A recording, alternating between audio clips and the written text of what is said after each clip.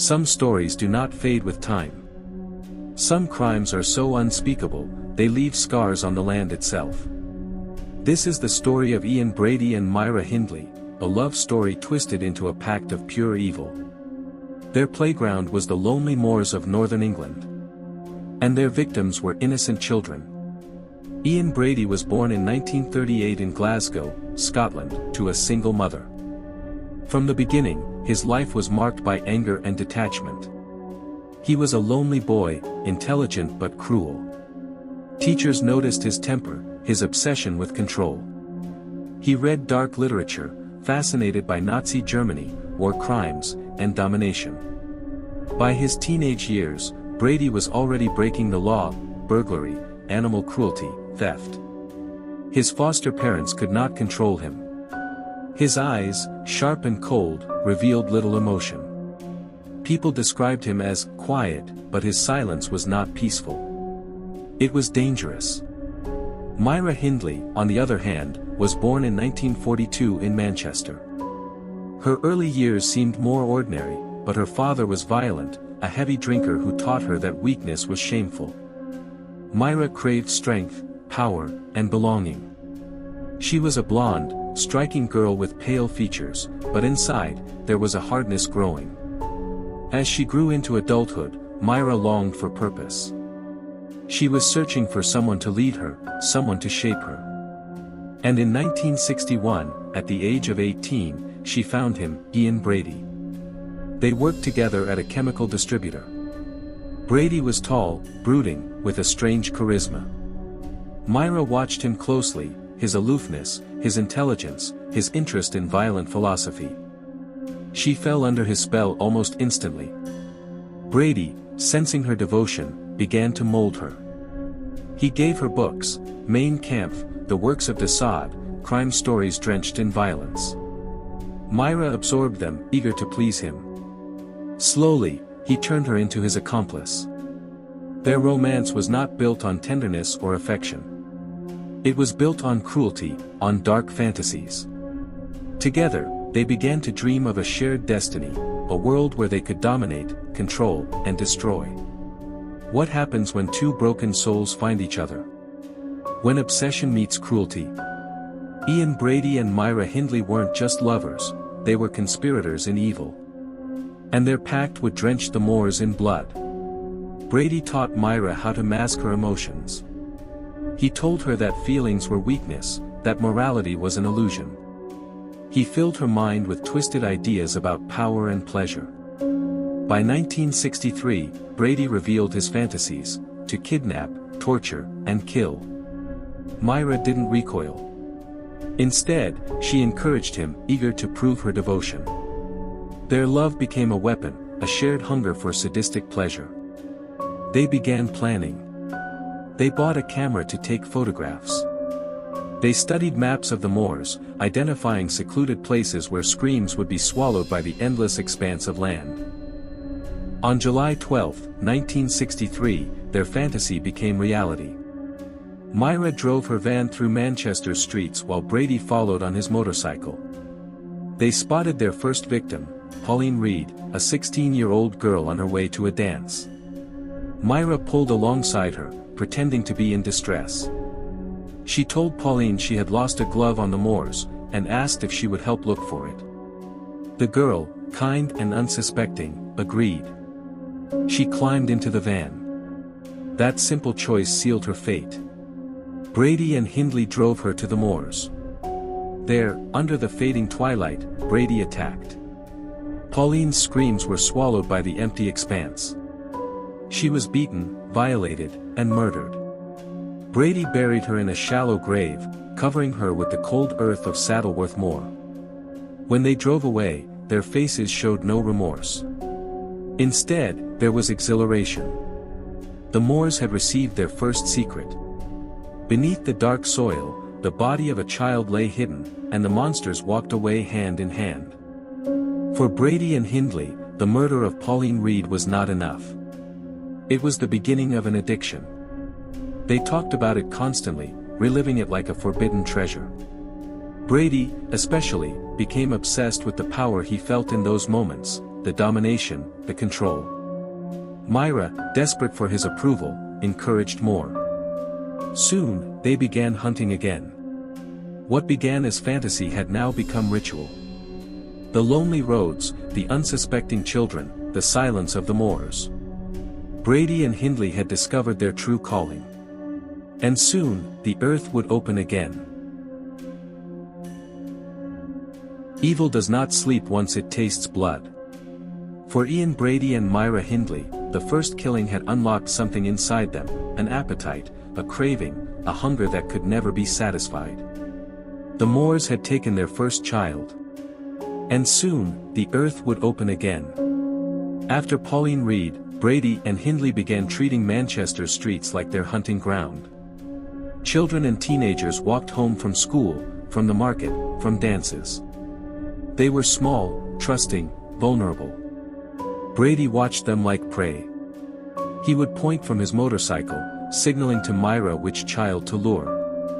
Myra, with her gentle voice and kind appearance, was the bait. She was the mask that hid the monster. Together, they played predator and trap, rehearsing their ritual of death again and again. On November 23, 1963, just months after Pauline Reed's death, Brady and Hindley struck again. Their target, John Kilbride, a 12-year-old boy. He was small for his age, with dark hair and an innocent face. That night, John had gone shopping for his mother. But he never came home. Hindley pulled the van alongside him. She smiled warmly, asking if he'd help her carry some packages.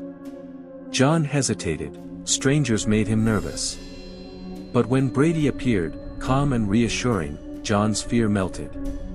They promised him a ride home. Instead, they drove him out to the moors. There, under the cover of night, the ritual began. Brady forced John to undress, assaulted him, and strangled him with a piece of string. Hindley stood by, silent, watching, her devotion to Brady stronger than her pity. They buried John's body in the cold, wet soil. The earth accepted another child. John Kilbride was just 12 years old, but on that dark moor, his cries were swallowed by the wind. For Brady and Hindley, death was no longer a crime. It was their addiction. On June 16, 1964, 12-year-old Keith Bennett disappeared on his way to visit his grandmother. Keith was gentle, shy, and wore glasses. That night, he walked through the streets carrying a small bag of clothes. His family expected him for tea. He never arrived. Brady and Hindley lured him with the same cruel trick. Hindley claimed she had lost a glove on the moor. Keith, polite and eager to help, climbed into the van. Out on the moors, Brady took him away into the darkness. Myra waited by the car, staring at the horizon, while Keith's muffled cries echoed across the empty land. Hours later, Brady returned alone, his boots covered in dirt. Keith was gone forever. To this day, Keith Bennett's body has never been found. The Moors kept Keith's body. His mother, Winnie Johnson, searched for her boy until the day she died, never knowing where he lay. And somewhere beneath the heather, the earth still holds his secret. Brady and Hindley's killings followed a chilling pattern. Hindley lured the victim. Brady performed the assault and murder. They both buried the body on Saddleworth Moor. Sometimes, they brought a camera. They photographed Myra with their victims, smiling coldly as if posing with trophies. These photographs would later become infamous, images of innocence captured in the hands of monsters. One photo in particular still chills the nation, Myra Hindley kneeling on the moor, her bleached hair glowing against the dark landscape, her expression unreadable. At her feet, beneath the soil, a child lay buried. By now, parents across Manchester were terrified. Children were vanishing, one by one. Posters appeared on lampposts. Desperate families begged for answers. But Brady and Hindley were clever. They chose children who were vulnerable, often alone, and they hid their crimes well. Police had no leads, no witnesses, no suspects. At night, Brady would replay the murders in his mind, reliving every detail. He wrote about them in his secret notebooks, blending fantasies with reality. Hindley listened, encouraged, adored him even more for his cruelty. For them, the murders were not just acts of violence. They were love letters to each other. While families wept, while mothers searched, Ian Brady and Myra Hindley celebrated. Their love was sealed with blood. And the moors, vast and silent, became their altar. After Keith Bennett, Brady and Hindley were unstoppable. Their thirst grew darker, their methods more calculated. They began discussing not just killing, but recording it. Capturing the screams, the terror, the last breaths. The moors were no longer just a burial ground. They were a stage. Soon, they would commit the most infamous crime of all, the abduction and murder of Leslie and Downey, just 10 years old. But that horror belonged to the next chapter. The Moors had already claimed 3 children. But Brady and Hindley were not finished. Their cruelty was about to reach new depths, and their evil would soon be captured forever on tape. By 1964, the Moors had already taken children. Their graves were hidden under the soil, their cries swallowed by the wind. But Ian Brady and Myra Hindley were not satisfied. Their cruelty demanded more. And their next victim would never be forgotten. It was December 26, 1964, Boxing Day. While families across Manchester celebrated the holiday, Brady and Hindley prowled the local fairground. That evening, they found her, Leslie Ann Downey, just 10 years old, a small girl with a sweet face and trusting nature. She had gone out alone, walking among the rides and bright lights. Hindley approached her first, with soft words and a kind smile. She told Leslie she had heavy shopping to carry, and asked if she would help. The little girl nodded, eager to be helpful, unaware that she was stepping into a trap. They led her back to their home. What followed in that house was unspeakable. Brady and Hindley tied Leslie Ann Downey, stripped her, and photographed her in terrifying poses. They recorded her cries on an audio tape, her desperate, innocent voice begging to go home, calling for her mother. Her last words still echo through history. "Don't undress me, please. I want to see Mummy, please." Hours later, Brady strangled her with a cord. Her small body was wrapped in plastic and hidden until they buried her on the moor. The tape recording of Leslie Ann Downey's final moments would later play in court. Even hardened police officers wept. It was the sound of pure innocence, meeting pure evil. By 1965, Brady and Hindley had killed multiple children. But their arrogance began to show. They spoke more openly to friends, hinting at violent fantasies. Brady, especially, was reckless, bragging about murders disguised as jokes. Hindley's brother-in-law, David Smith, grew suspicious. Smith was a petty criminal himself, but he saw something in Brady's eyes, something dangerous. His unease would eventually become the undoing of the killers. On October 6, 1965, Brady decided he wanted another kill. This time, his target was Edward Evans, a 17-year-old railway clerk. Brady lured him to the house by pretending friendship. But Brady had a new idea: he wanted someone to witness the killing. He invited David Smith to the house, perhaps to test his loyalty or to draw him into their world. That night, inside their small living room, Brady struck Edward Evans with an axe, bludgeoning him to death while Hindley looked on. Smith was horrified. His stomach turned as he watched the brutal murder unfold before his eyes. By 1965, Brady had grown even more reckless. He was no longer content with children. He wanted a man. On October 6, 1965, Brady met Edward Evans, a 17-year-old apprentice engineer, at Manchester Central train station. Evans was kind-hearted, innocent. Brady lured him back to his home in Hattersley, promising a drink. But this time, things would not go as smoothly.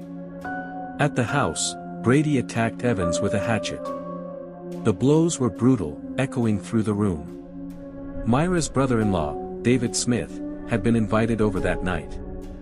He stood frozen in shock as Brady murdered Evans before his eyes. Brady, panting and bloody, turned to him. "Help me get him into a bag."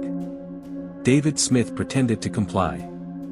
But what Brady didn't know was that David would not keep the secret. Shaken to his core, David Smith went home and told his wife what he had seen. The next day, he called the police. When officers entered Brady and Hindley's home, they found blood, weapons, and eventually, photographs and recordings that exposed the depth of their crimes. The Moors, once silent witnesses, would now give up their secrets. Police began digging. The bodies of John Kilbride and Leslie and Downey were recovered. Photographs revealed the burial sites of others. The truth was out. For 2 years, children had vanished into the mist. Now the Moors themselves revealed the horror. Photographs, tapes, graves, the work of 2 people who had become Britain's darkest nightmare. When the case went to trial in 1966, the evidence horrified the world. The photographs. The tape recording. The testimony of David Smith. The courtroom shook as the tape of Leslie and Downey was played. Journalists wept. Even hardened policemen covered their faces. Myra Hindley sat cold, expressionless. Ian Brady smirked. The jury had no doubt. Both were found guilty of multiple murders. Brady received life imprisonment. Hindley too was locked away, her hopes of freedom vanishing with every headline that called her the most hated woman in Britain. The Moors' murders were no longer secrets buried beneath the soil. They were crimes etched into the soul of a nation. But for the families of the lost children, justice brought no peace, for some bodies still lay hidden, and the Moors still whispered with the voices of the dead. The trial ended. The verdict was clear. But though the killers were behind bars, the nightmare was far from over. For the families of the lost children, grief became a life sentence. And the Moors remained haunted ground. In 1966, both Ian Brady and Myra Hindley were sentenced to life imprisonment. Brady was locked away in some of Britain's toughest prisons. Later, due to his worsening mental state, he was moved to the maximum security psychiatric hospital Ashworth. He became known as a manipulator, reading philosophy, writing twisted essays about power and control. Even in chains, he reveled in cruelty. Hindley, meanwhile, tried to reinvent herself. From her prison cell, she claimed she had been manipulated, a victim of Brady's control. She converted to Catholicism, seeking redemption. But the public never forgave her. To the world, she remained the most hated woman in Britain. For the families, the trial had not ended the suffering. Winnie Johnson, the mother of Keith Bennett, dedicated her life to finding her son's body. Every year, she begged police, pleaded with Brady, prayed the Moors would give him back. But Brady refused, playing games with her pain. He taunted her through letters, claiming he remembered the spot but refusing to show it. Winnie died in 2012, never knowing where her boy lay. The Kilbride family carried the weight of John's death for decades. John's father never recovered, and his mother wept until her last breath. The Downey family lived with the horror of hearing their daughter's final screams played in court. For them, there was no escape from the echoes of that tape. For these families, the killer's imprisonment was no victory. The wounds never healed. Some say the true victims of Brady and Hindley's crimes were not just the children they murdered, but the mothers who woke screaming each night, the fathers who stared endlessly into empty chairs, the siblings who grew up with ghosts instead of brothers and sisters. In 2002, after nearly 4 decades in prison, Myra Hindley died of a heart attack. She was 60 years old. Even in death, she sparked rage across the nation. Newspapers ran the headline, "The most hated woman in Britain is dead." Some mourned the years she had taken from her victims. Others cursed the fact that she had lived so long, eating, breathing, existing, while the children she buried never had the chance. Even her funeral was secretive, hidden, for fear of attack. Her name, to this day, remains synonymous with evil. Brady lingered much longer. He grew old in Ashworth Hospital, bitter and unrepentant. He starved himself, demanded to be allowed to die, but the courts refused to let him choose. He ranted against society, against the government, against life itself. He never once apologized. He never once admitted remorse. In 2017, Ian Brady finally died at the age of 79. His body was cremated in secret, his ashes scattered in the sea at night, under armed guard, for no soil, no ground, no churchyard would accept him. His final request was to have Wagner's funeral march played as he died. The staff denied him. He left the world as he had lived in it, bitter, cruel, alone. Even in death, Ian Brady found no peace. No grave would hold him. No earth would claim him. His ashes were cast into the sea, as if the land itself rejected him. The Moors had taken the children. But not the killer who cursed them. Today, Saddleworth Moor is still a place of dread. Hikers and walkers describe an unnatural silence, a chill that lingers in the wind. Some say the land itself remembers. That when the fog rolls in, you can hear faint cries, children's voices carried by the mist. The moors became a graveyard, not just for the lost children, but for a nation's innocence. The Moors' murders are remembered as one of the darkest crimes in British history. Not just for the killings, but for the coldness of the killers, the photographs, the tape, evidence that still horrifies decades later. Brady and Hindley are gone, but their crimes left scars that never healed. Every time a child walks alone in Britain, their names linger as a warning. Every whisper of wind across Saddleworth Moor is a reminder of the lives stolen and the evil that walked among us. The Moors keep their secrets well. Beneath the heather, in the silence of the wind, the children still sleep. And though the killers are gone, their shadow lingers. For some nightmares do not end when we wake. Some nightmares live forever.